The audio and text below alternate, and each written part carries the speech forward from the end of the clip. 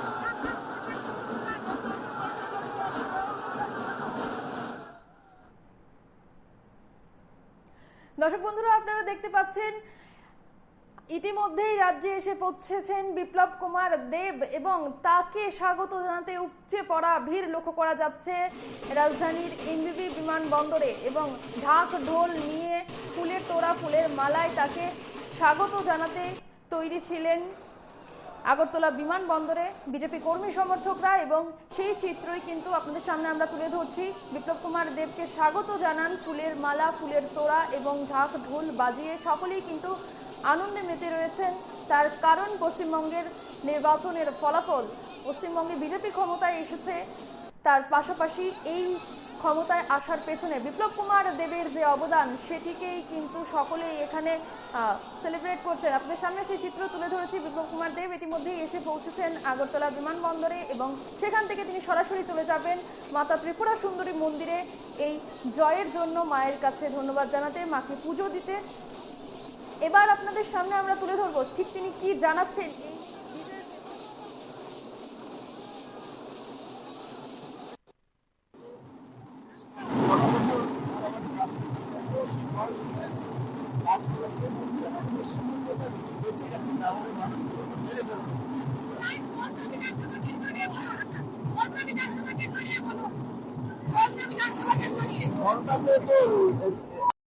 Election হবে 21 আর সেটা কেন হতে পারেনি অভিযোগ ইলেকশন কমিশন নাকি আপনারা খেলছেন, সেই অভিযোগকে কি বলবেন?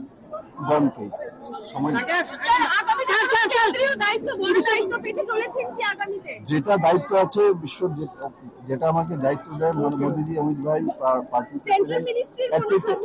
এর চাইতে বড় দায়িত্ব আর কি দিতে পারে আমাকে? পার্টির সমস্ত কিছু দিয়ে দেয়। এর চাইতে ঈশ্বরের কাছে আমি তাদের দুজনের সুস্বাস্থ্যের কামনা করি, ওরা দুদিন বেঁচে থাকুক।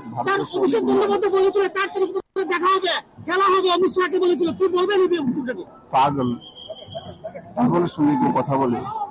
দূরে থাকা উচিত। শেষ, গন কেস, পার্টি শেষ। মুখ্যমন্ত্রীর মুখ কাকে আমরা দেখতে পাবো? ও পার্টি নির্ণয় করবে, এখন মাত্র ইলেকশন হয়েছে। সামনে আমরা তুলে ধরলাম ঠিক কি বলছেন বিপ্লব কুমার দেব। কে হবেন পশ্চিমবঙ্গের আগামী মুখ্যমন্ত্রী সে বিষয়ে কিন্তু তিনি কিছুই জানাননি। তিনি জানান দল ঠিক করবে ঠিক কে হতে চলেছেন পশ্চিমবঙ্গের আগামী মুখ্যমন্ত্রী। আপনাদের সামনে সেই চিত্র সরাসরি তুলে ধরছি আমরা।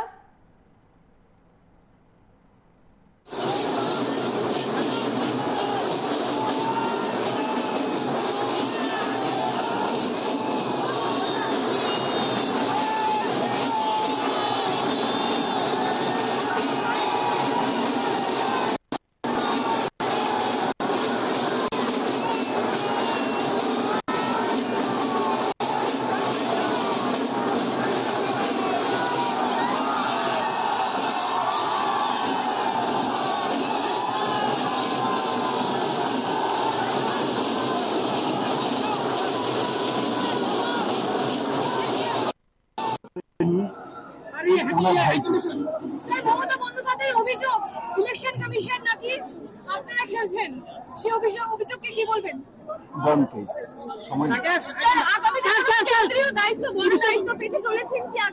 যেটা দায়িত্ব আছে বিশ্ব, যেটা আমাকে দায়িত্ব দেয় মোদীজি, অমিত ভাই, পার্টির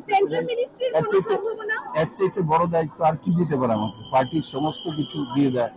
এর চাইতে ঈশ্বরের কাছে আমি তাদের দুজনের সুস্বাস্থ্যের কামনা করি, ওরা দুদিন বেঁচে থাকুক।